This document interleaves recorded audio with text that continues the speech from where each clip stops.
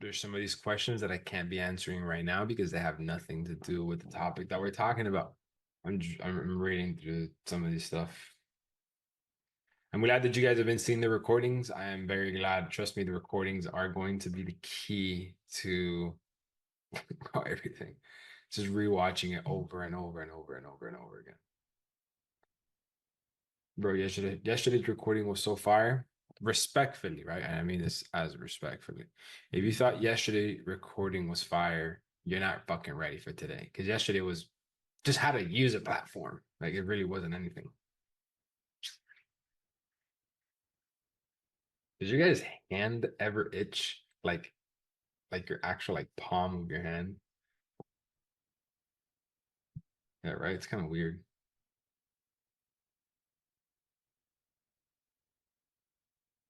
It's the weirdest, like your actual palm. I don't know. It's the weirdest shit ever. I don't know what it means, but I don't know.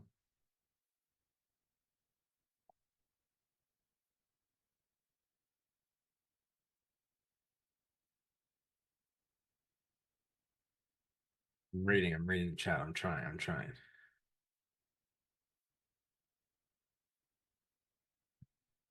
All right, sick. All right, let me just turn off the chat for 1 second so we can get started. All right, ladies and gentlemen, welcome to day number 9 in the 30-day boot camp. So yesterday our class was on the extensive side. We could have shortened it a bit by talking about different topics and being a little bit more optimal with the time that we spent on certain topics, but it's okay. We went through everything that we had to go through. I wanted to go through that a lot shorter, and there was a couple of other things that I wanted to speak about on yesterday's class that we didn't really talk about, but they weren't really ultra important. So I am going to pick up on two things that I wanted to talk about yesterday, and then on how the things that we were supposed to talk about for today. So we're already getting into the hows. Today's class is going to be the final hows of things that are not technical work, like how does a chart work? How does a broker work? How does like things that we already kind of got into the how. We're just going to retouch up on it once again, but a deeper in the how and answer more of the in-depth questions. And then as of tomorrow is where we're going to go into straight technicals, straight up charts already. So for those intermediate guys that were intermediate before they got here, tomorrow's class is going to start becoming what you guys are looking for in terms of technicals.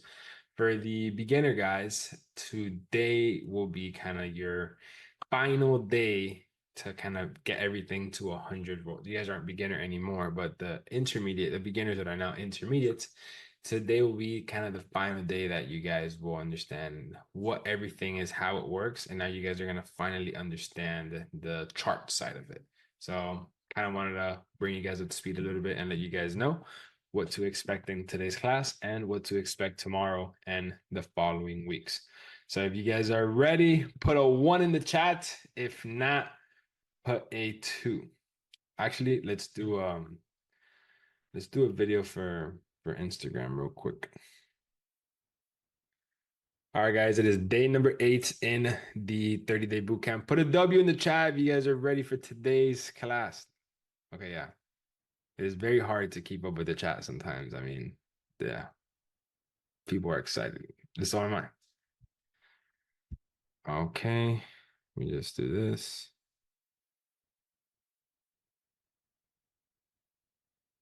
All right, sick. All right, let's do it. Yes, we are recording. Okay, wait, no, today's day 9. Okay, day 8. Wait, day 8, day 9? Doesn't matter. Well, day 8, day 9, day 4, day 3. We got plenty of time left. All right, sick. Let me share my screen. So actually, before I get into it, I want to break down the trade that we took that I lost $5,000. Just showing you guys an example of the trade. I literally took a trade that went completely against my trading plan. Like I'm talking, we'll come back to this, And I'll remember to come back to this, right? So, and you guys can remind me as well if for whatever reason I don't remember. But I literally took this trade against my trading plan just to show you guys the example of how to take a trade on MetaTrader, how to put a stop loss and how to do all that. So I just lost $5,000 for you guys, just showing an example. But it's okay because I'm already making it back with this other trade right here. So if you guys see my screen, type 1. If not, type 2. Okay, sick. Thank you guys. Thank you, thank you. So yeah, yesterday's example went completely against my trading plan. And let me make sure I write it down here as a note. Let me do a little call out. It's easier to remember. Revisit.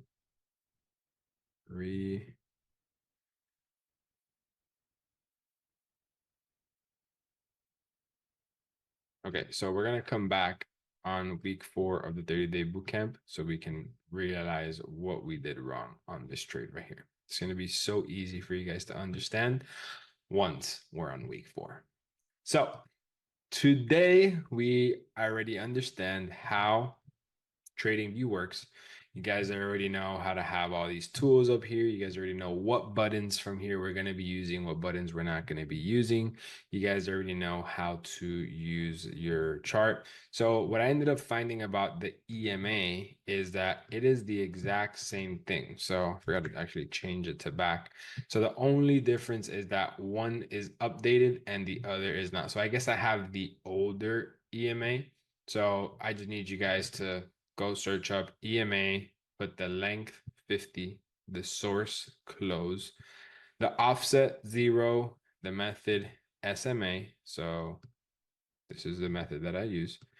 The length 50, and then it's going to be on the chart. So you guys can go ahead, go to indicators, search up EMA, click on. Yeah, I think you could even do it on SMA. Like, so that is my EMA, right? So this one right here is currently my EMA. So if we get this one right here and we do 50 and we do the offset 0, and I think this will bring it down to 0, and the length we'll put it at 50. If you notice, it is exactly on the same spot of where mine is right now. So there's 2 completely different EMAs. And when I bring the other one up, it is right on top of mine. So you can literally just search up EMA and you do exactly as I did right now.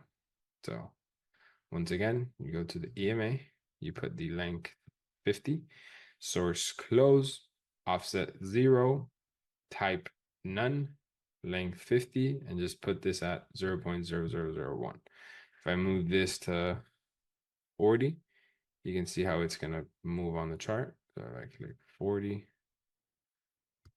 I guess I didn't want to change it to 40, put it at 5, and we'll change this to 5. You're going to see how it's just going to disappear. There you see, just goes to this section here. So if I double click it once again, once I double click it and I put it at 50 and I put it at 50, it's going to pop up right where that one currently is. So if that now makes sense, type 1. If it does not, type 2. Perfect. You do it again. I mean, I literally just did it 4 times.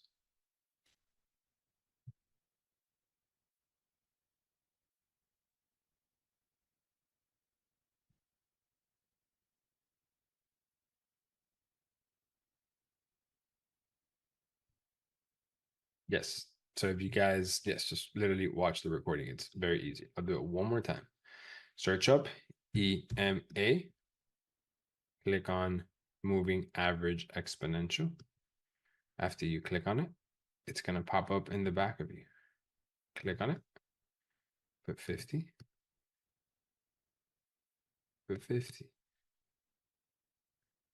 Put 0.01 and then put fucking okay.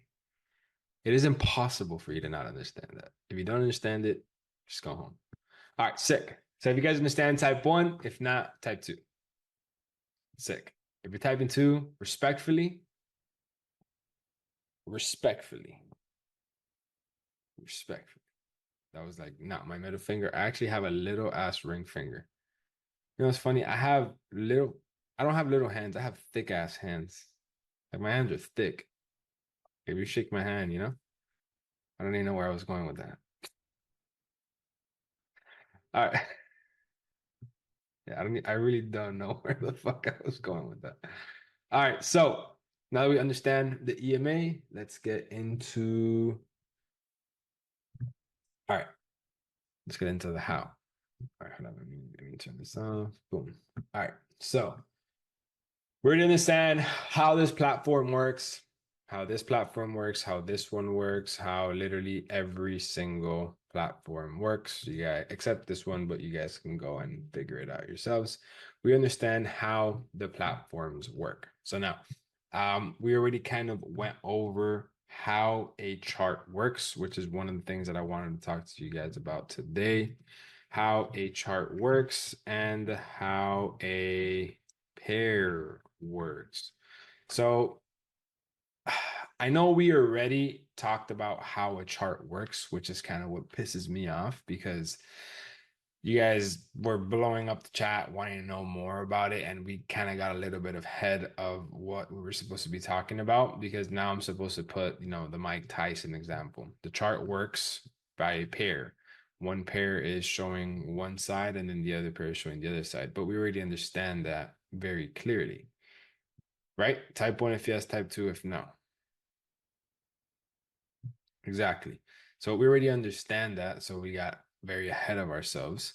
And we already understand how a pair works as well. So, like, for example, Euro JPY, the Euro is fighting the JPY. Whenever one is winning, it's pushing price in a different direction. When the JPY is winning, it's pushing price down. When the Euro is winning, it's pushing price up. If you guys agree, type 1. If not, type 2. Perfect. So this is something that I wanted to go a bit deeper into today, but obviously we have advanced the topic a little bit instead of actually letting time do its thing, but it's okay. I'll take responsibility for it. You guys are just hyped and you guys wanted to know more about how the things work, which is fine. So something that I did want to talk about, and I did see some of these questions arise, is why is it not JPY and why is it not the JPY versus the Euro? Well, truthfully, it's the same fucking shit. It's like Mike Tyson versus Jake Paul. Jake Paul versus Mike Tyson. It's the same fight. Like there's no difference if they're flipped around. The only difference is going to be that when this goes up, that means the JPY gets strong. When it goes down, that means the Euro gets strong. The chart literally flips. So the chart would literally do this right here. It would completely flip around. That's the only thing that would change. So if you guys want to know how I just did that, you just right click on this section here and you just click invert scale. So we're going to use this tool later, and I'm not even going to remotely say why because the questions are going to be like, wait, what about this? We're going to save that for later. And I don't want to get too ahead of myself because once we get to that point, then I'm not going to have anything to talk about, and I don't want that to happen. So the Euro and the JPY, if they get flipped around, it's the same thing. Nothing changes. Now, there's many different currency pairs that, like, let's say you want to have the Euro and the dollar, or the Euro and the Aussie, you can go ahead and do that as well. Like there is hundreds of different currency pairs out there. Like you have the Mexican peso, or what is it? You have the noggin. There's so many different currency pairs out there that I personally don't even know. Like you could just type Euro and you can get Euro USD, JPY, GBP, CHF,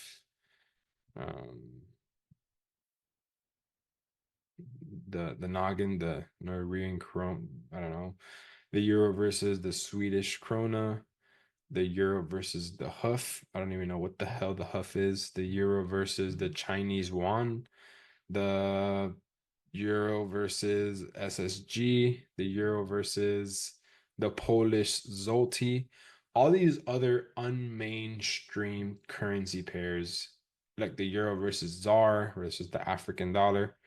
Like To me, I don't understand them. Like obviously, like their charts as well. For example, the euro versus the African dollar, which I've actually never seen this chart. This is actually the first time I've ever seen this chart in my life.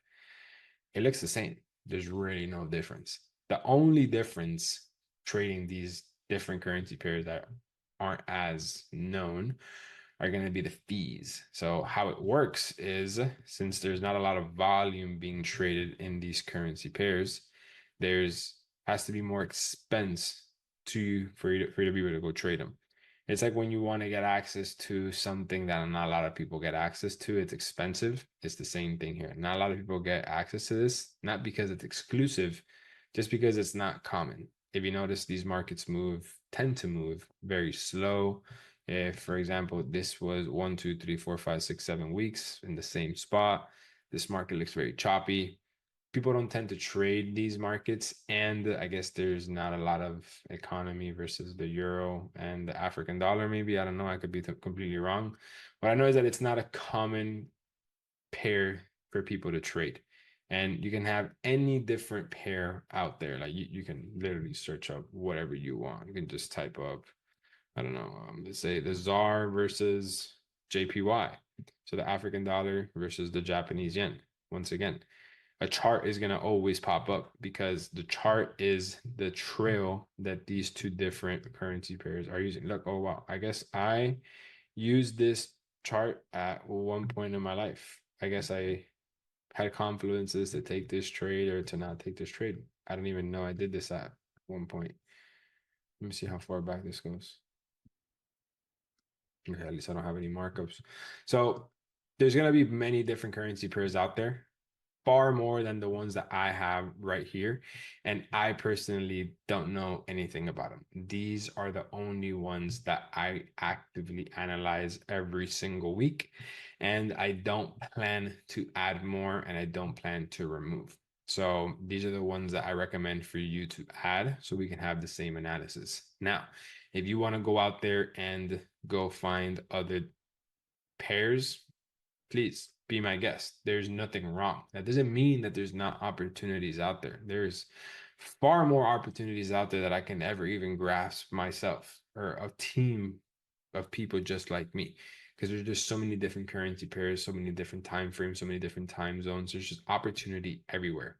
I just decided to, instead of go crazy and constantly have to go look for different markets, I just pick the ones that have the lowest fees and tend to be the biggest mainstream currency pairs and tend to have the best volumes and will move the most and the fastest to be my top pairs. So these are the markets that tend to respect the strategy, tend to respect the trend, and have high volume sessions, because that's where you want to be trading. You only want to be trading in the high volume sessions.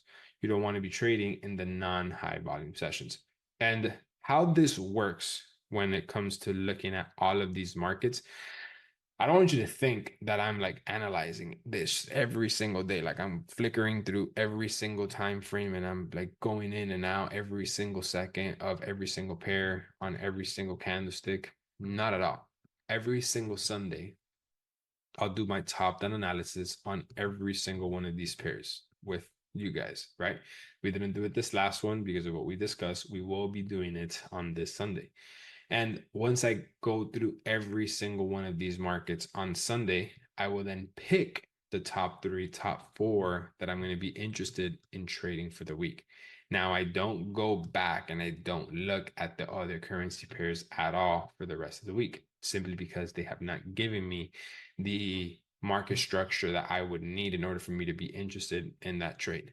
Now, at no point will I add or remove. If these are the top 4, if these are the top 5, these will be the only markets that I'm going to be looking for the week ahead. These are the only fights that I'm going to be interested in watching for the week. These are the only beaches I'm going to be interested in surfing for the week. I don't care if 2 beaches end up having amazing weather. That I'm breaking my trading plan. I want to stick to what I analyzed every single Sunday, and that's how I stay true to my trading plan and constantly have consistent gains, because I'm sticking through my trading plan. So That's basically how I look at the pairs and how it works, because you can get lost wanting to constantly add more pairs to your watch list, thinking adding more pairs is adding more opportunity. And yes and no, you're also adding more risk because you're prone to wanting to execute a trade on a market that excuse me, that you don't really know how it works. And on top of that, it's something that you have to learn. You have to learn how to learn this market. Every market is different. I know markets like the back of my hand because I've been trading it for 6 years. There's other markets that I've been analyzing for 4 years, and I've probably taken 5 trades on it over the course of 4 years. Not every single week there's going to be an opportunity in every single pair. Not every single month there's going to be an opportunity. Not every single year. For me, these are the markets that have the best respect to structure and trend. And these are the ones that follow the trading plan. Now, because I haven't traded it in a year, doesn't mean that I'm not interested in it anymore. It just simply means that I haven't been able to align with the currency pair. Other markets have made more sense than that one at that very moment. Let's say I have Euro JPY and CAD JPY, and they both have the same trade. I'm going to pick the one that looks the cleanest. And they can both go in the same direction, but I just happen to only pick one. I didn't pick both of them, or I didn't pick one over the other. And that's what ends up happening with majority of these currency pairs that I don't trade for a very long time. I end up going with the one that I trade the majority of the time, and that ends up coincidentally always looking cleaner than the other pair. So I don't not take a trade on a currency pair, not because it's not a good setup. It's because it's a cleaner setup. And I don't want to divide my risk on 2 different pairs. I just want to take one clean setup and that's it. I take home one girl from the club. In the Bugatti, only one girl fits. I don't want to have multiple risk in the car at the same time. I'm good. One is more than enough. If that makes sense, type one. If not, type two. Perfect. The analogy at the end just makes it make sense.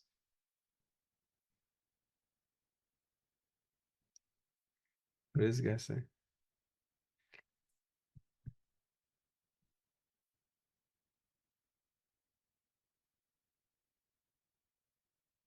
How do you define a cleaner one with more or less confluences? That's exactly what we're going to be talking about in these next couple of days.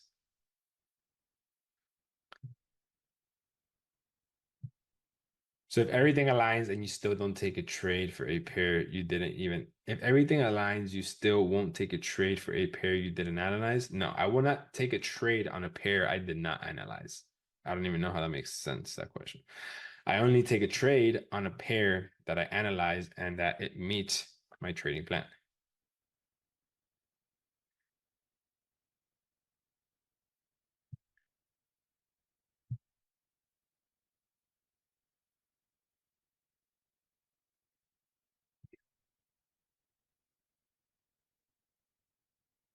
So if you have 3 trades that are ready at the exact same time, you won't take all 3? No, I will only take one of the 3. This has happened many times in the past. Many, many, many, many.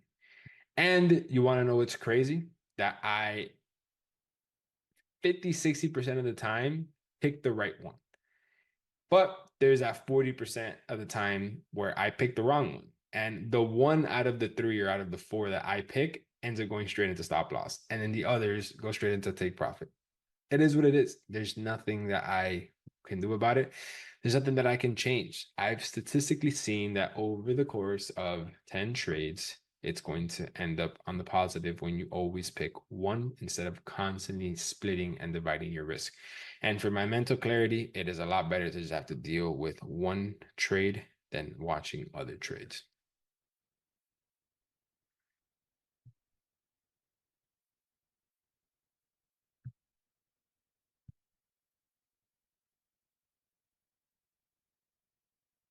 Yes, I am currently in Euro JPY, currently inside of this trade right here. Yeah. And I'll show you guys. This is literally the same account that I did yesterday. So I'll show you guys.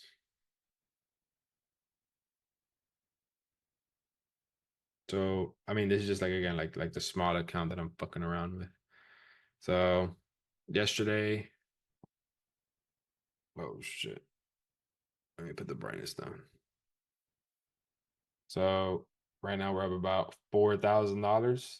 And yesterday we lost the trade for $5,000. So you guys can see yesterday exactly. Let me put the brightness down again. So you can see yesterday what we risked, the $5,000 right here. The stop loss was the one that minimized that risk and got us out perfectly. Without the stop loss, we would have lost more than $5,000 on the account. And I entered Euro JPY now, and we are basically right back up at the same spot. So risk to reward will obviously get us on the positive side now. I sometimes hold trades over the position. All right, cool. So if you understand this, type a 1 in the chat. If you don't, put a 2. Perfect. Beautiful. Love to see it. All right, next. All right, gonna just turn off the chat for a second. All right, cool. So now that we understand how to use the platforms, we definitely understand how the charts work, and we understand how a pair works and a little bit deeper into a pair. I want to talk about how the candlestick work, which is kind of like, again, I feel like I got really ahead of myself with the other topics, but like we have some topics today, like how a funding company works. So I was supposed to tell you what it is. A funding company is just an evaluation where you can go pass a challenge, and then after you pass a challenge, you then get funded. And I kind of just talked to you a little bit more in depth than that. I literally gave you guys a full executive breakdown on how the prop firm works. Like I don't have to repeat again what a prop firm is. Like you guys know very well what a prop firm is. Same thing with the broker. You guys know very well how a broker works, which I can actually go into a little bit more deeper into the broker. I don't know if you guys want me to. Type 1 if you want me to go into deeper, or type no, or type 2 if you don't. I can't even tell. I mean, I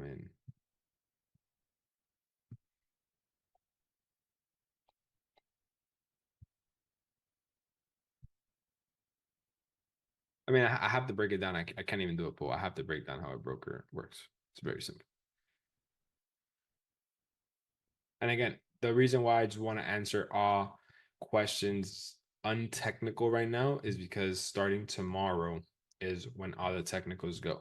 So if you guys are expecting technicals today, it's really not going to go down like that because it completely goes against what we have planned. So again, I don't want to get ahead of myself.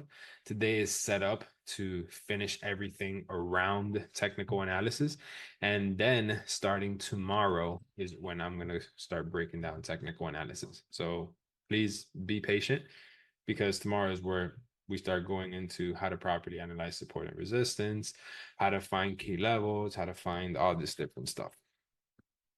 So to simplify it, how it works is you are right here. So I'm going to put myself as the retail trader, and I want to then go to the markets. I want to go execute this Euro JPY trade. So Euro JPY trade, I cannot go directly into the market and just go execute this trade. It is impossible. It's not going to work. The only way that it could get done is through a middleman. The middleman is the broker. Now, there's hundreds of different, thousands of different brokers out there. What the broker does is you go to the broker and you tell it, hey, I want to buy Euro JPY. Okay, broker's going to turn around and tell you, sure.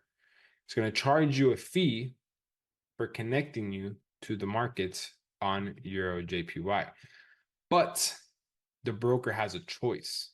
The broker has a choice to either in-house that trade or send it to the real market. The real market is big banks, right? We'll put here big banks, BB, not BBL. I know a lot of you guys know what BBLs are, not BBLs. Talking about BB, big banks.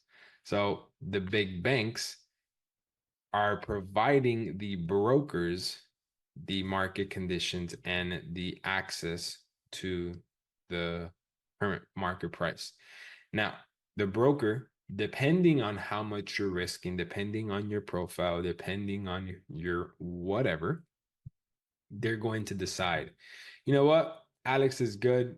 I don't want to risk the money. We're going to send that shit to the bank. When we send it to the bank, all risk is minimized and the broker just makes a fee off of the spread. That's it. Now, whatever the outcome is, whether you make money or lose money, it's the big bank's issue. The broker got charged for connecting you to the market. That is called a book. A book is when you are in directly with the market. This is what's known to be the correct way to do things. Now, this is where you can experience sometimes more slippage, sometimes higher fees, sometimes whatever. And then there is B-Book. So a broker could B-Book you, where you go to the broker to execute the same trade, Euro JPY, and based off of your profile, they'll be like, huh, this guy's gonna fucking lose. This guy sucks. This guy does not have a good strategy. This guy, why would we give his money to the big banks when we know or we have a high probability that he's going to lose? We're going to give him the same market conditions as A book. Nothing's going to change. And he'll never know if he's an A book or B book. Because at the end of the day, on his phone or his computer, the P&L is going to be exactly the same. The only difference is if the trade goes from the broker to the big bank. Now, what ends up happening is that the broker will in-house the trade. The trade will not leave the broker. Like your money will stay inside of the broker. So now, many of the retail traders look at this as like, oh, that's fucked up. That's so fucked up. That is this, that is that, that is this. Bro, who gives a fuck? At the end of the day, these brokers are very big, all of them. The Oandas of the world, the IC markets of the world. Trust me, they all do this shit. Just because you think they're taking you to a book and it makes you feel better that your trade is in profit, sure. At the end of the day, if your trade goes to the big bank or if it stays in-house, the outcome is going to forever be the same. There's going to be no difference. You're going to experience slippage and commissions and all this shit here because you're playing with the big banks, and you're going to experience slippage and commissions and all the fees when you're in-house. There's absolutely no difference in between one and the other. Now, you're never going to know if you are going to be in B-Book or if you're going to be in A book. It's never going to know. It's something that the broker is going to decide once you get there. Now, this whole A book and B book became an issue thing because there was a lot of small time brokers that they decided that every single client that comes in, fuck that. We're not going to send them to the market. We're going to leave them in-house. When we leave them in-house, we keep all the money. But what ended up happening is that some of these traders, some of the set and forget guys, some of the smart traders of the world were actually making money. And they started putting the brokers out of business because they were in-housing the trades and they were never taking them out. And what ended up happening is that got a bad rep. Now, supposedly every single broker on the face of the earth is going to be book you, is going to do this, it's going to do that. The answer is yes. To whatever broker you go to, you are prone to getting B-Book. Now, it's depending on how the broker operates and how they have their risk set up, that how and when will they move you to the real market. It could be a week, it could be a month, it can be a year, it can be the second you go in. You will never know. Now the brokers are a lot smarter, they're a lot bigger, and they're a lot more risk adverse, I guess, or whatever. And they know to not B-book everybody because this is something that happened a very long time ago. Like I personally don't like I haven't heard of a broker going down for this in a very long time, personally myself. I've heard of prop firms going down way more frequently than a broker going down. Like this whole broker going down stuff is personally myself, it's been a very long time. So the whole entire, oh, you're getting built. You probably are. I probably am right now, but I guarantee you, if you win two or three trades, the broker's like, oh, fuck this. Like it's not worth the risk. Boom, we take the trade to the market and that's it. So if you are in B-book, you're technically hurting them because you're eating straight out of their profit. If you go into the markets, you're not hurting them because it goes straight into the market. So it's something that, again, it is literally inevitable. It is not going to matter. So if you're confused or if you're worried, don't be, because it doesn't matter. The simplest way to look at this is going to be something like this. Let me show you the best example and analogy when it comes to this, right? And it's going to be the Dubai beach, right? So Dubai beaches, when you go to the Dubai beach, you're in a simulated beach. Like you're not in a real beach. It just depends how you look at it. Are you on a beach or are you on a not? Well, there's sand and there's water. Well, you're on a real beach. Well, no, this used to be just water. Well, then you're on a fake beach. At the end of the day, now you are on a real beach.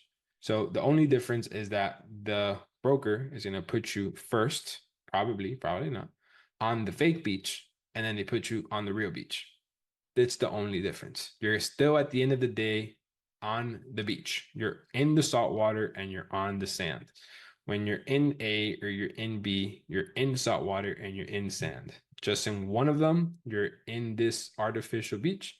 And then when you move over, you're over here where you're now on the real beach or whatever. It is literally very simple. Being an A book or B book does not affect your trades personally at all. Literally, it does not affect if you're going to win or if you're going to lose a position, because you being an A book or B book does not move this chart at all. It does not matter. It does not matter. It does not matter. The outcome of the chart does not have anything to do with the market conditions of a broker. It's more of the way the broker decides to take you on as a client.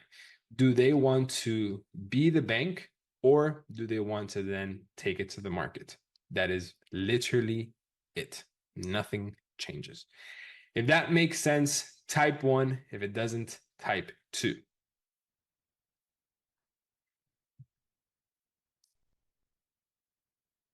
I mean, bro, I've heard of many different brokers that have like I've heard of a couple different brokers that have scammed, and like I've heard of many different scams going on in the road. Like, what are my thoughts on it?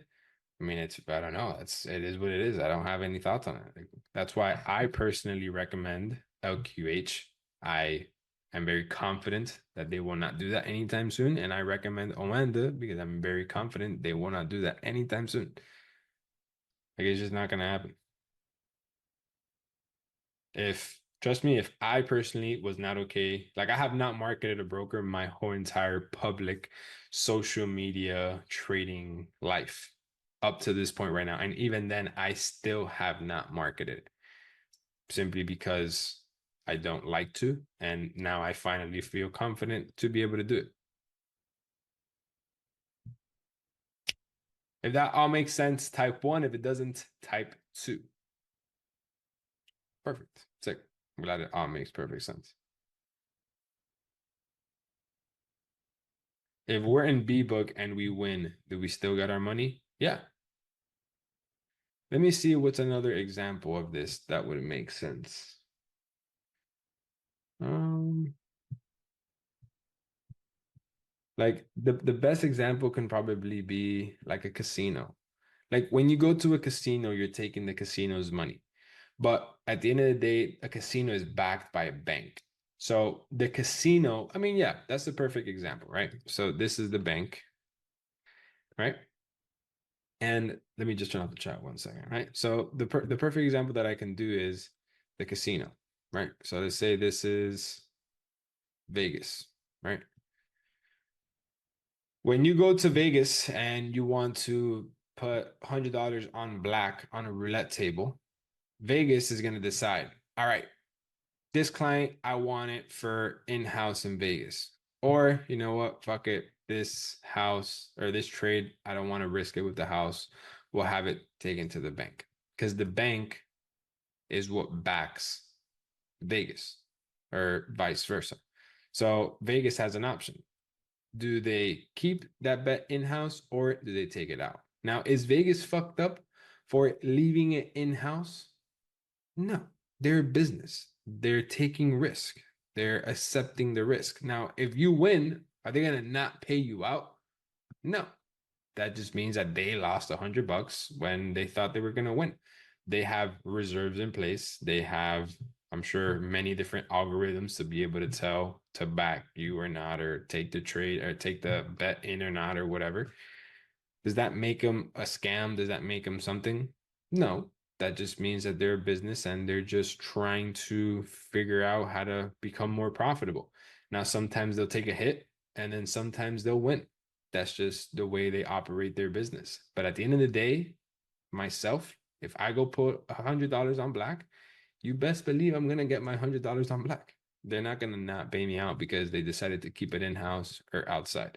Anybody that thinks that is just worried about the wrong thing. I could guarantee you that. If your worry is a broker paying you out, you're worrying about the wrong thing. I would be more worried about a prop firm paying you out than a broker because a broker is more of a bank. A prop firm is more of an institution. It's two completely different things.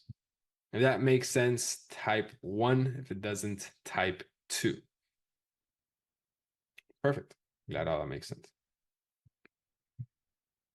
Harun 88. Dude, you're spamming that and I don't know what you're trying to ask me.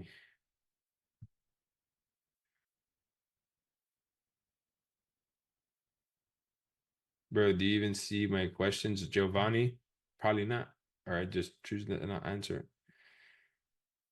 Harun, stop spamming that. Just ask your question. This guy's literally spamming. Towards the end of the meeting, I need to ask an important question. Is that okay? Thanks. Dude, just ask it. I probably won't even.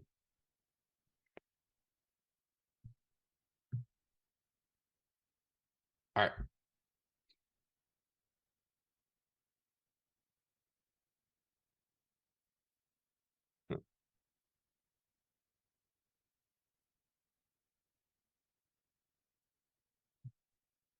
How your order goes from the broker. No, it doesn't make sense.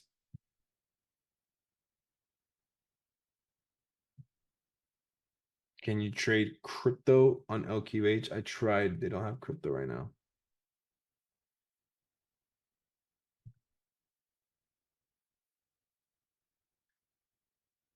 What is the advantage of the broker keeping you in-house or not? What is the advantage of Vegas keeping you in-house or not? There's no advantage for you. Nothing, like literally, you don't even know. Will you know if Vegas backed you or not? No, it doesn't matter to you. I'm just explaining to you how it works. So you guys want to know how a broker works? This is how it works. The broker has an option. Do we take it to the market or not? We're gonna charge the guy the fee no matter what. Now, do we take the risk or not? It's just something so you know, not something that it's like you're gonna ever like it's never gonna affect your trading or it's ever going to affect. So how a broker works is they charge a fee for plugging your money into the market and out. Knowing if you're an A book or B book is never ever going to affect your profitability. Ever. So if you guys got that, type 1. If not, type 2. Perfect. Amazing. Sick. My trade is looking pretty decent.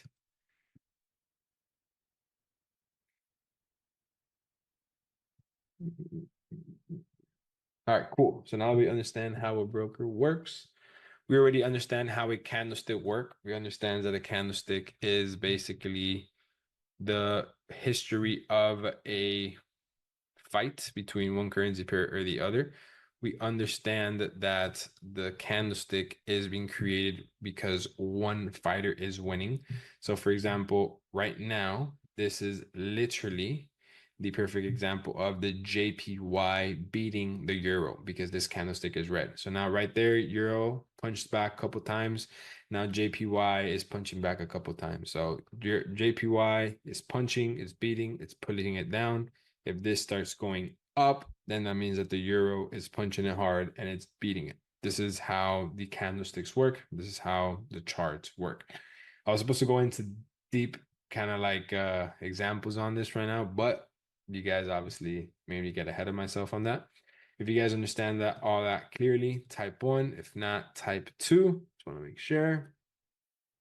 Sick, perfect. So what is, or no, how a spread works. So you guys already know how spread works. It's just the cost of entering a trade. Let me just read this one. So it's basically a money-making strategy for the broker. Yeah, so it's literally a money-making strategy for the broker. If they B book you, they make more money. If they A book you, they make more money. But regardless, you make the same amount of money as if you would have on A book or B book. Yes, Aaron, that is literally it. You're gonna make money whether you're on A book or B book. For the business of the broker, it's just how are they gonna make money? Are they gonna make more or less? There's literally no difference. Do the banks and institutions play against us retail? Well, that would have to be a question for an institution. As of right now, I'm not one, and any type of answer that I give that, it would be an assumption. I don't know. I know as much as you with that. I'm not an institution.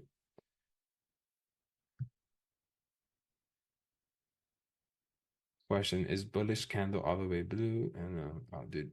JR, please read the candlestick Bible.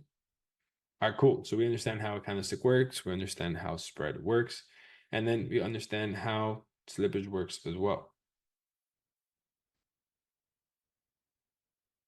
All right, so I'm just gonna like I want to save all these stuff for tomorrow, but I'm gonna just start off with one, right? So I'm gonna start off. Let me just turn off the chat for this one very second. I'm just gonna start off with top-down analysis. So we already know what top-down analysis is. You go to your gym, you look at your potential trade from top down. But when we're talking about the markets now, there's a very strategic and specific way that we're going to be doing this. So this topic is going to be how top-down analysis works, right? So this is kind of the last topic that we have when it does not talk about technicals. Everything after this topic, which is going to be basically for tomorrow, is going to be on pure technical analysis. It's going to be on the charts. So top-down analysis is what you do to read the technical analysis. So let me explain this in the simplest formation, right? In the simplest possible way that you can possibly look at this. Let me see the perfect analogy first. Okay, yes, the perfect analogy is the surfing wave, bro. So when you look at a wave, right? When you look at a wave for a surfer, you can see the big wave, right? Now, looking at the big wave is like looking at the weekly time frame. You're looking at the big picture. Actually, let's take a step further from that, the ocean. So when you look at the ocean, you see a bunch of waves, you see a bunch of different types of crevices, of bubbles, whatever. That's when you look at the weekly time frame. You're looking at the big picture. You're looking at where is the majority of the trend heading. Is the trend heading in one direction north or is it heading south? Where is the current of the ocean going? Is it going north or is it going south? 1 second, guys. I think there's someone here.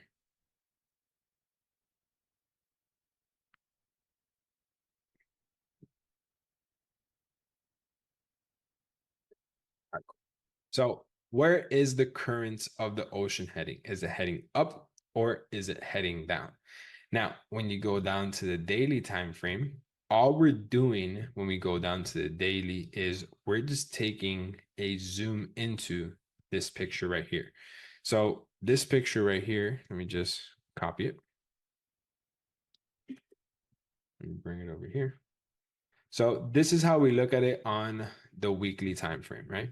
Let me just put this right here. Weekly time frame is we're looking at it on the big picture. Where is the majority of the current going? Okay, cool. Now we understand that the current is going down. Okay, cool. So now when we go to the daily time frame, all we do is we zoom into what is necessary from the picture. And us surfers, we surf a wave.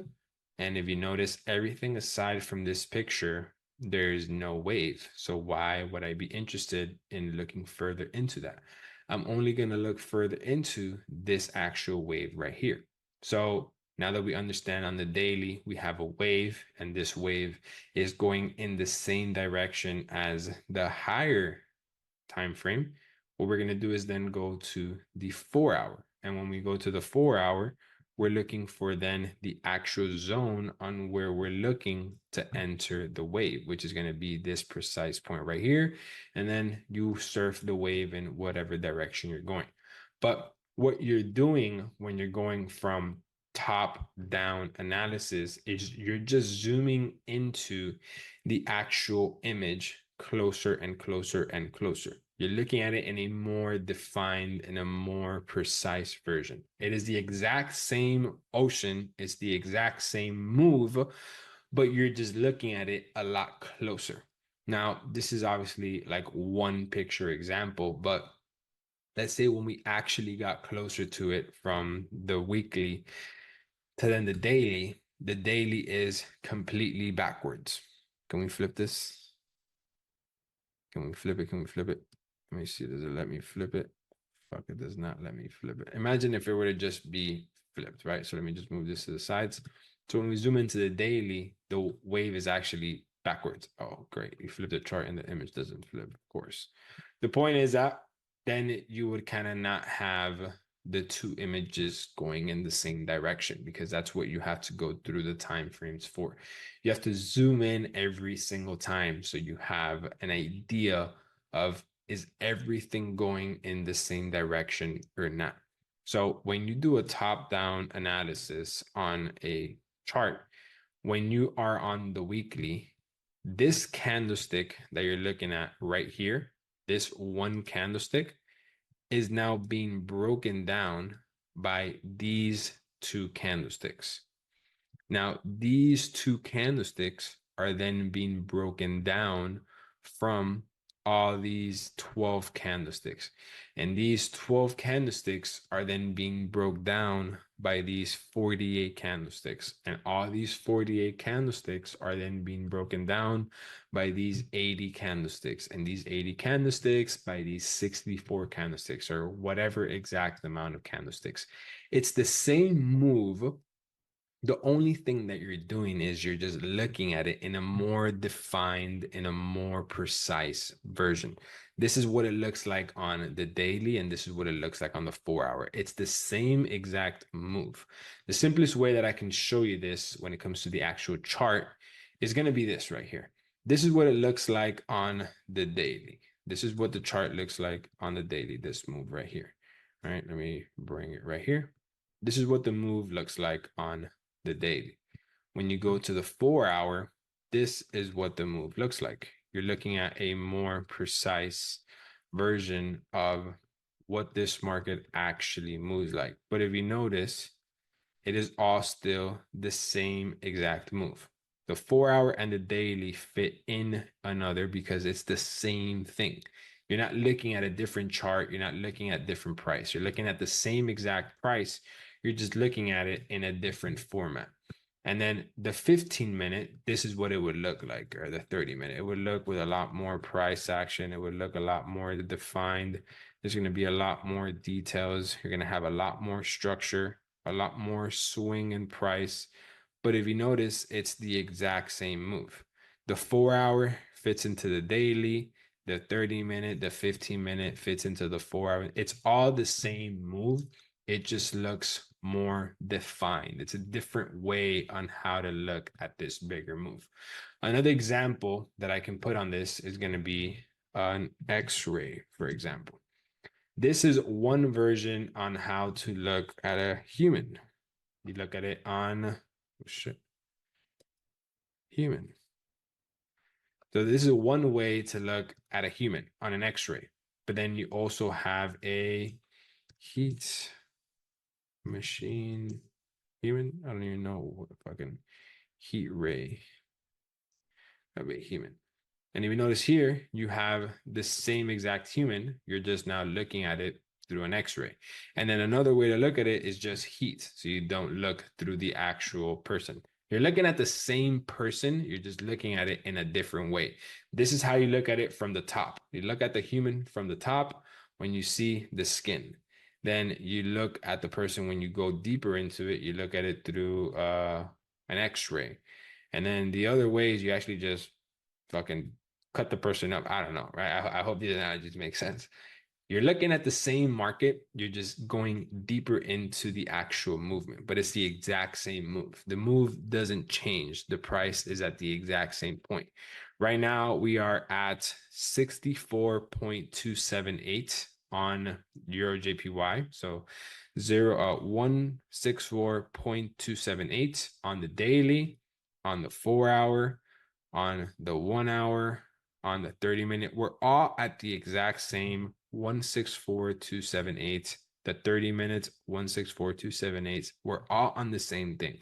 The only thing that changes is you look at it in a more detailed version and you're seeing more behind of the market in a different way.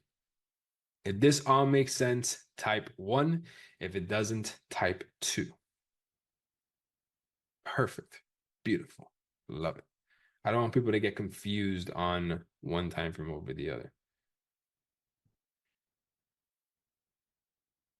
How far backwards? I'm not talking about how far backwards. How long does it take to do top down analysis? It can take you 1 minute or it can take you 1,000. It's literally just a zoomed in version of every single thing. Haroon, you just use another number, brother. Just put whatever you want. I have a question about spread. Juan David Izquierdo, please go watch the recording.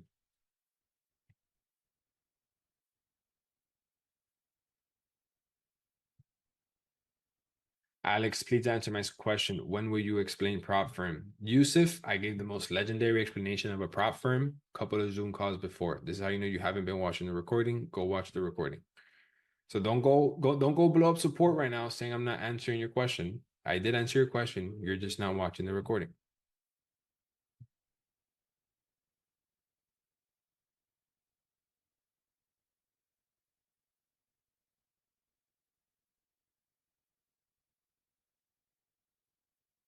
All right, perfect. So now that we understand that every single time frame is just a more defined and a more precise version than the previous, this is going to be crucial for you guys to understand what these time frames are for. So yes, you have the weekly, the daily, the 4 hour, the 2 hour, the 1 hour, 30 minute, the 15-minute. So this is what they're going to be broken down to like, right? So you have weekly, daily, and 4 hour. And then you have the 2 hour, 1 hour, 30 minutes, and the 15 minutes. These are the only time frames I use. I don't use any more time frames.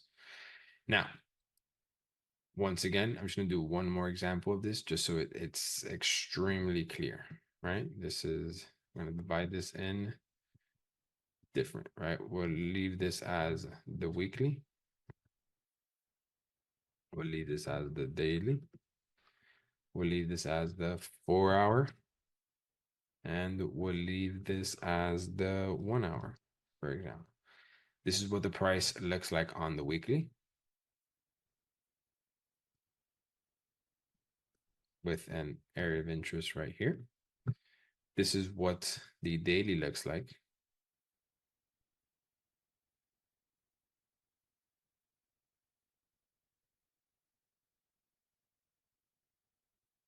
with the same area of interest right here.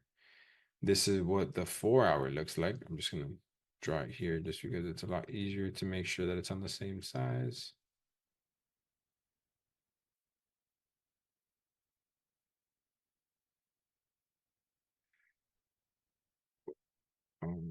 Here.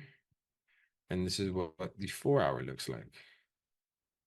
I don't want to do the 1 hour because that would just look really ugly.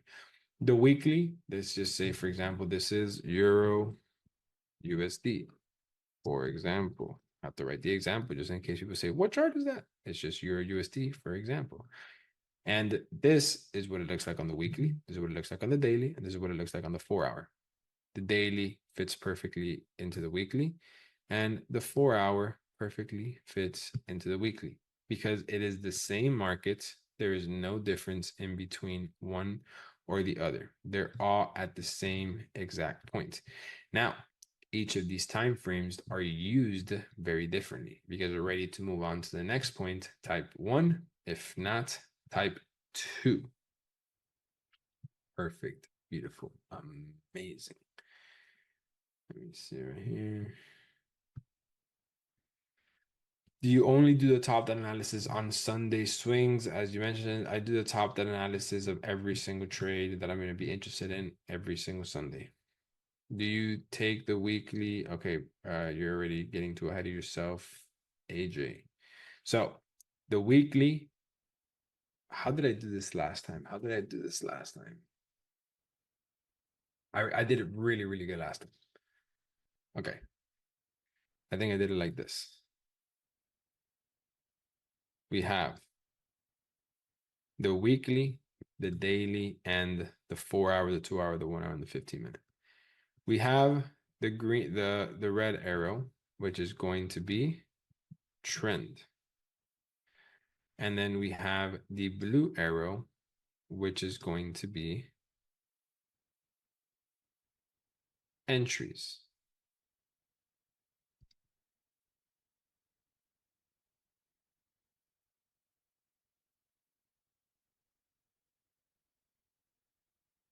So wherever you see a blue arrow, that time frame is going to be used for entries. Whenever you use a red arrow, that time frame is just going to be used for trend. So the first time frame we have is the 15-minute. This is used for an entry. This is used for an entry. This is used for an entry. This is used for an entry. And this is used for an entry. Now, this is used for a trend. This is used for a trend. And this is also used for a trend. So the weekly, the daily, and the 4-hour are used for trends to understand, is the trend bullish or is the trend bearish? And then the 4-hour, the 2-hour, the 1 hour, the 30-minute, and the 15-minute is to have your entries.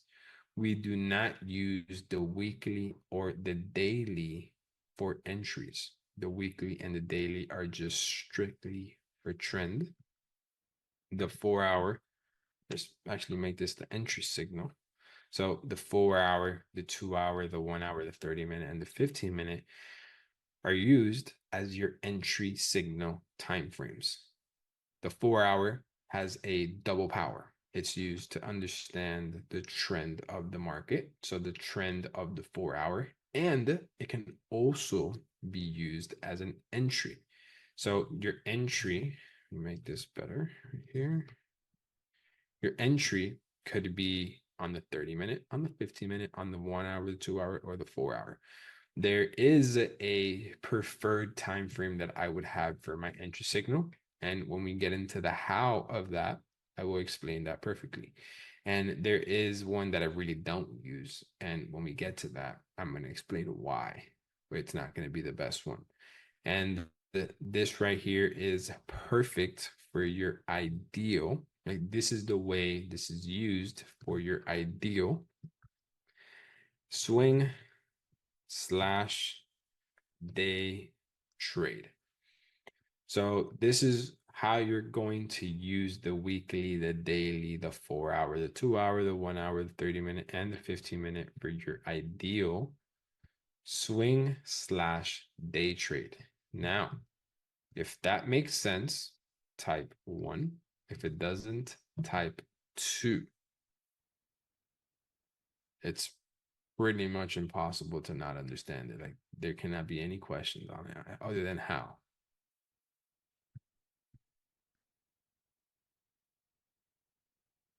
Okay, perfect. Great. It all makes sense. Perfect. All right, cool. Now, next is going to be how to properly use these time frames for a, well, I would put here intraday, right? We'll do here intraday. What is an intraday trade? Just when you hold it for 2-3 days. That is, you're holding it in through the other days. A day trade for me is, maybe 1 day, 2 days, really max. So this is how we're going to use the time frames for a day/a scalp trade. With the 7-figure strategy, I'm going to teach you how to do all of these, how to do a swing trade, how to do an intraday trade, how to do a day trade, and how to do a scalp. You yourself are going to be able to distinguish in the matter of seconds which one is a day trade and which one is a swing trade. It is extremely easy how to do this. And you yourself are going to determine if you're okay with accepting that risk or not. Because a scalp trade, even if you had 100% of the checklist, will have anywhere near of the actual response. I mean, it will have nowhere near the actual effectiveness of an intraday or a swing trade, simply because the grade here will not be anywhere near as effective compared to this. The best example and the best analogy that I can possibly give for this is surfing a wave, a small wave. The score that you can have to impress a judge surfing a small wave is going to be nowhere near as close to a bigger wave. Even though you can have the same amount of confirmations and you can be even in the same beach, if you're trading a small wave, your odds of impressing a judge or having some type of iconicness in that very day is going to be nowhere near as much as one guy that takes this wave with a fucking dolphin next to him, or this guy right here. Taking the bigger trade is going to always have more return and it's going to be more impressive. When you have a smaller wave, it's going to be not as impressive. The risk is exactly the same. You're in the ocean, you're prone to get eaten by a shark on a small wave or on a big wave. Just because you're on a small wave does not mean that you have less risk. And just because you're on a bigger wave does not mean you have bigger risk. You're risking the same shit, which is your life, because you're on the ocean and you can get eaten by a shark. Now, your reward is a lot bigger when you're on a bigger wave compared to a small wave, simply because the judges will score higher and your surfing plane is a lot longer. This small wave will take you nowhere near as much as this big wave. A swing trade analysis will take your trade a lot further compared to a scalp trade. So your risk is exactly the same on a scalp and a swing or intraday trade. Now your reward is what is going to be significantly different, simply because the opportunity of you making more money on this, because you have more confidence in your favor, are a lot higher than this. If this makes sense, type 1. If it doesn't, type 2. Amazing. Perfect. Once again, if you type 2, you probably typed it by damn accident. I'll tell you that right now.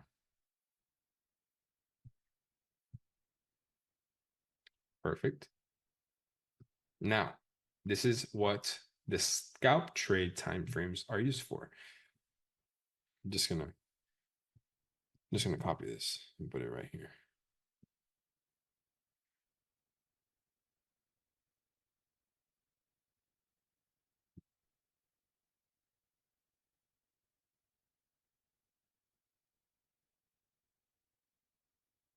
So on a scalp trade, the weekly time frame is not well, I guess we can do this.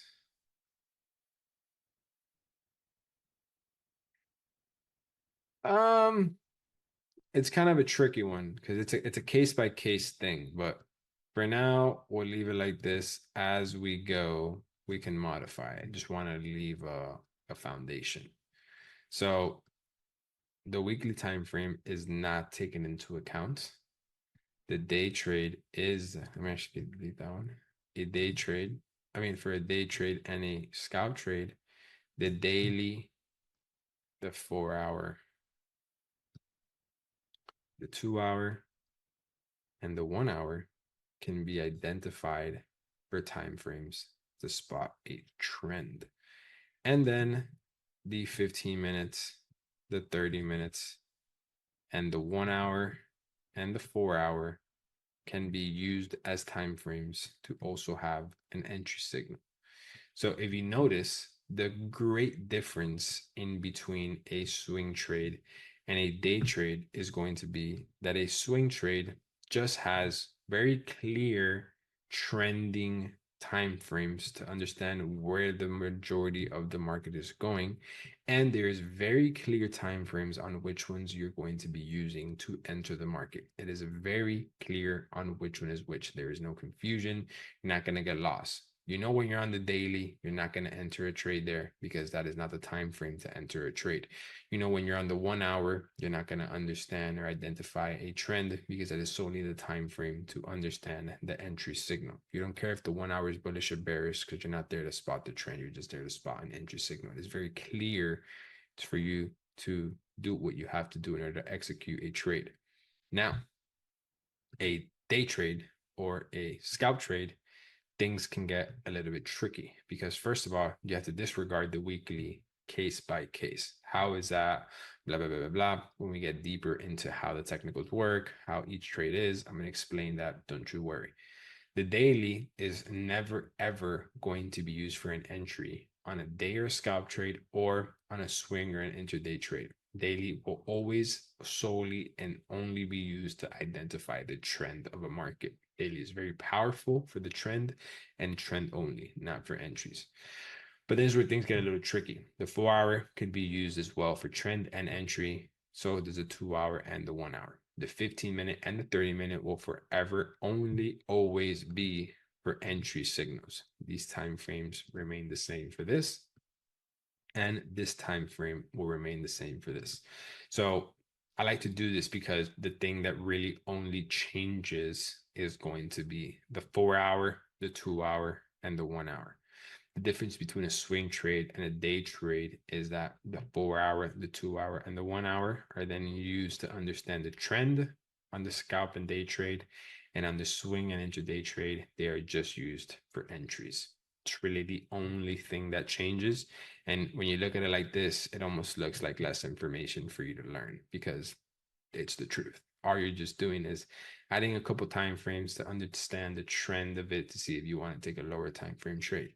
And when we get to the charts, it's going to be very, very fucking easy because it's literally going to be done by itself. Like you just look at it, you're going to look one eye, two eyes, half an eye, backwards, nighttime, and you're going to be able to spot what the market is doing. It's going to be absolutely very clear to spot it. But when you're doing your top down analysis, you're going to be able to understand what you want to use each time frame for. Do you want to go and take a swing trade approach, or do you want to go ahead and take a day trade approach?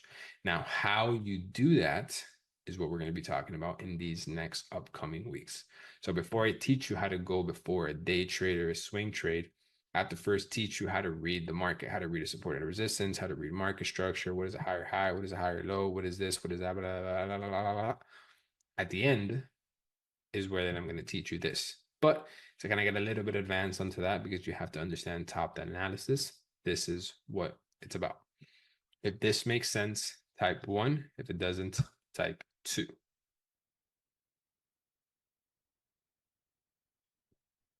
Sick. Perfect. Amazing. Literally all ones in the chat. I mean, once again,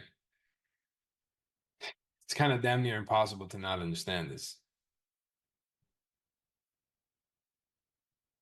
Why so many time frames? Because we're looking at the price as precise as we can.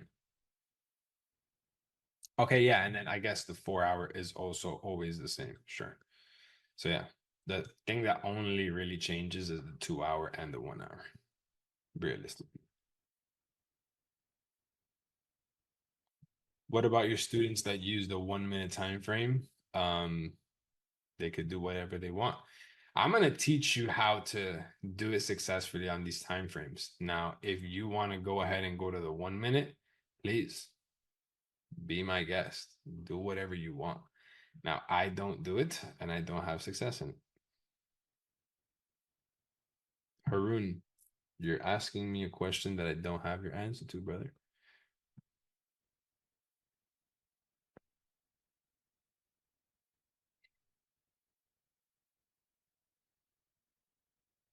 Do you ever look at the monthly at all? No, we don't have the monthly right here.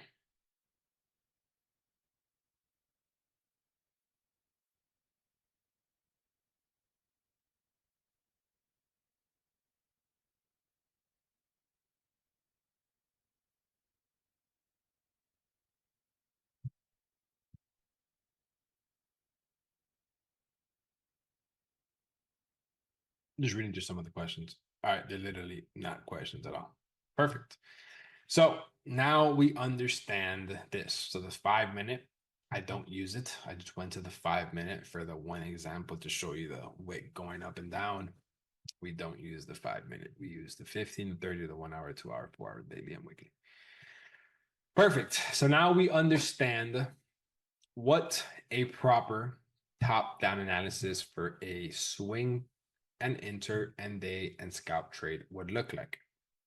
We would understand when we want to do a proper swing trade, this is what it's going to look like. And we want to do a proper day trade, this is what it's going to look like. Now, there's going to be percentages per trade. I can't even get up. No. Forget it. For real. Forget it. We'll talk about it later. We talk about it later. We don't need to talk about it now. We talk about it later because it's just going to confuse you. It's going to literally make no sense. Trust me. We talk about it later. Okay. So we have the proper top-down analysis and we understand how it works correctly. And then, yeah, that's pretty much it for today. Everything aside from right now, go ahead, take a screenshot. Make sure you get your picture. You get everything. Once there was a tiny turtle. Oh my God, Pip the turtle. Look at this guy. That's good. All right. And yeah, that's pretty much it. Quote of the day, huh? Quote of the day. Quote of the day. Quote of the day. Give me a second. Give me a second. Give me a second. Quote of the day.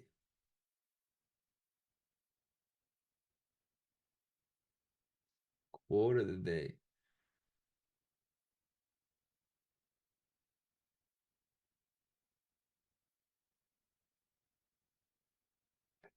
Quote of the day. It's funny you guys make me think about this, huh?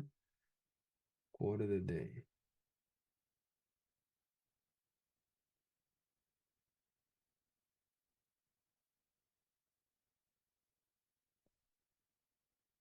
Um,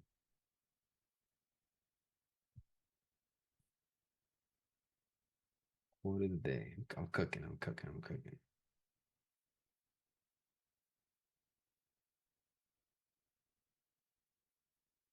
I wanted to be funny, but I wanted to be serious as well, which is like the fucked up part. And then after this, I'll answer some questions. Quote of the day is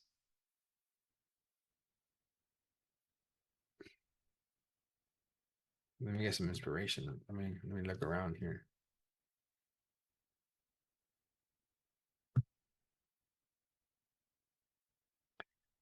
I'm looking at my hand, right? No, not that analogy. No, not that one.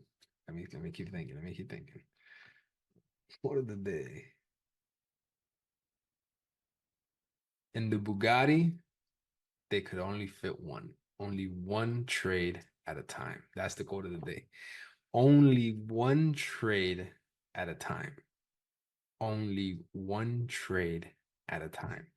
Now, if you want to be a savage and you want to be that guy, you can do 2 trades at a time. But I'm telling you right now, it's a good story to say that you took 2 trades, but it's really not all that great. It's really stressful. You don't want to have 2 trades at the same time. It's really stressful. Dude, why am I like this, dude? Why do I feel so comfortable to just speak like this to the people that are here to learn how to trade? Why am I like this? Fuck.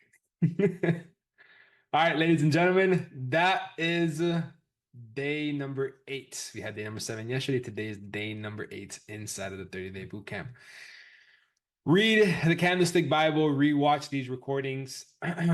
Respectfully, I need you guys to get ready for tomorrow, because tomorrow I am not gonna have the chat opened probably ever, because I personally am just going to be in the zone talking about my technicals. I cannot have any room for any distracting questions because it's just going to slow things down. Come prepared tomorrow at 7 in the morning EST. Excuse me, get ready to understand. Look at this guy. Alex, I'm struggling to understand and read the Candlestick Bible. I think you just have to read it many times, because I don't know one person that doesn't read the book and doesn't understand it. So I just suggest for you to read it once again. So yeah, make sure to rewatch the recordings, make sure to read the book, and just get ready for tomorrow. Tomorrow things are going to technically start clearing up a lot, and things are going to start becoming perfect. So appreciate you guys for being here once again, being part of another day inside of the 30-day bootcamp. I'm very excited for tomorrow. Don't get mad if I don't answer your questions. Don't go blow up support. Support is not going to answer your questions. Support is just going to literally probably ignore you. This is the spot where your questions are supposed to be answered, and they are. If you notice the questions that you had at the beginning of the boot camp on how something worked, it's probably answered by now. Now, you guys forgot about that. I know, short-term memory. Now you want to have another question answered, and it's probably not getting answered, and it will get answered later, and it's fine. You want to get into it right now. You want the answer now. But that's just not how it works. You have to wait for the time to go by. So thank you very much, guys, for understanding. Please continue to be patient. Remember, I asked for 3 things at the beginning of the boot camp: patience, dedication, and time. You have been dedicating to this every single day. You are being somewhat patient. Now just let time do its thing. Travis says, none of my questions have been answered. Not sure if my questions will be answered during this whole boot camp. Travis, right now, ask your question. Please ask your question, Travis. I will not end this Zoom call until I don't answer Travis's question. Travis, ask your question. Okay, here it goes. If Travis, this is your one opportunity, man. If you fucking troll me right now, that's it. You're done.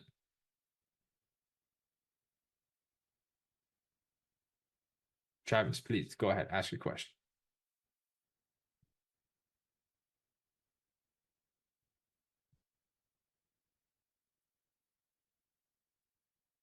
I'm waiting.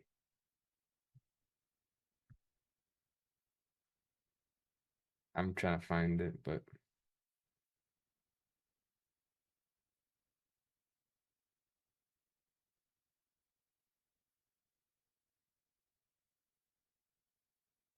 the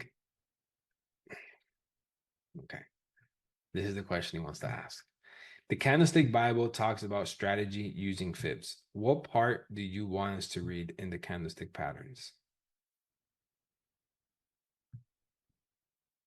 Travis. Travis. You know, I'm just gonna do a poll right now, right? I'm sorry. I just have to do a poll right now.